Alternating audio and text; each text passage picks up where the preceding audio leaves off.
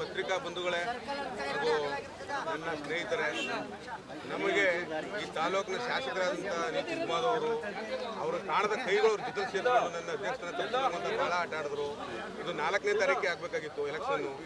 ಆದರೆ ಒಂದು ದಿನ ಒಂದಷ್ಟು ದಿನ ಮುಂದೂಡಿದ್ರೆ ನಮ್ಮ ಮೆಂಬರ್ಗಳಿದ್ದಾರೆ, ಎಲ್ಲ ನಮ್ಮ ಕಡೆ ಬರ್ತಾರೆ, ದುಡ್ಡು ನಾಮಿಸಿ ಔಟ್ ತಗೋತೀವಿ ಅಂತೆಲ್ಲ ಮಾಡಿದ್ರು.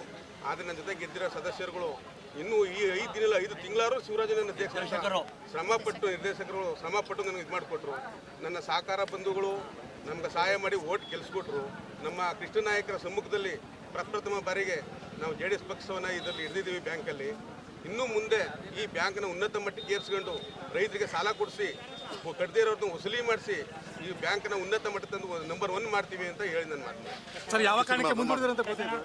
ಯಾವ ಕಾರಣಕ್ಕೆ ಅಂದರೆ ನಡಿಬಾರ್ದು. ಒಬ್ಬ ಯುವಕ ಅಧ್ಯಕ್ಷನಾಯ್ತವನೆ, ಅವನು JDS ಬೆಂಬಲಿದ್ದವ್ರು ಎಲ್ಲ ಗೆದ್ದಿರೋದು. ನಾವು ಕಾಂಗ್ರೆಸ್ನವ್ರು ಮಾಡ್ಕೋಬೇಕು, ಏನಾದ್ರು ಮೆಂಬರ್ಗಳನ್ನ ನಾವು ಒಳಸಂಚು ಮಾಡಿ ಒಟ್ಟುಗೂಡಿಸ್ಕೊಂಡು ನಾವು ಇದು ಮಾಡಬೇಕು ಅಂತೆಲ್ಲ ಮಾಡಿದ್ರು. ಆದರೆ ಅದು ಆಗಲಿಲ್ಲ. ನಮ್ಮ ಸದಸ್ಯರುಗಳು ಯಾವುದೇ ಕಾರಣಕ್ಕೂ ಇನ್ನೂ ಈಗಲಲ್ಲ, ಇನ್ನೂ 5 ತಿಂಗಳಾದ್ರು ಶಿವರಾಜನೇ ನಮ್ಮ ಅಧ್ಯಕ್ಷ ಅಂತ ಗಟ್ಟಿಯಾಗಿ ನಿಂತ್ಕೊಂಡ್ರು.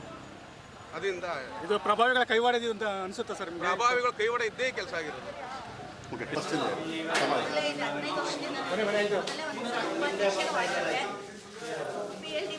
ಅಧ್ಯಕ್ಷ ಆಗಿದ್ದೆ. ಇವಾಗ ನೀವು ಈ ಸಲ ನನ್ನನ್ನು ಗೆಲ್ಲಿಸ್ಕೊಟ್ಟಿದ್ದಾರೆ. ನಾನು ನನ್ನ ಬ್ಯಾಂಕ್ಗೆ ನನ್ನ ಕೈಲಾಗಿ ಮೀರಿ ಸಹಕಾರನ ಮಾಡಿ ಬ್ಯಾಂಕ್ನ ಮುಂದುವರಿಸ್ತೀನಿ. ಮೊದಲನೇದಾಗಿ ನಮಗೆ ಇಲ್ಲಿ ಈ ಉನ್ನತ ಮಟ್ಟಕ್ಕೆ ನಮಗೆ ಆಯ್ಕೆ ಮಾಡಿರುವಂಥ ಬಂಧುಗಳಿಗೆ ಮತ್ತು ಸಹಕಾರ ಬಂಧುಗಳಿಗೆ ನನ್ನ ಅಭಿನಂದನೆಗಳು ಹಾಗೂ ಧನ್ಯವಾದಗಳು.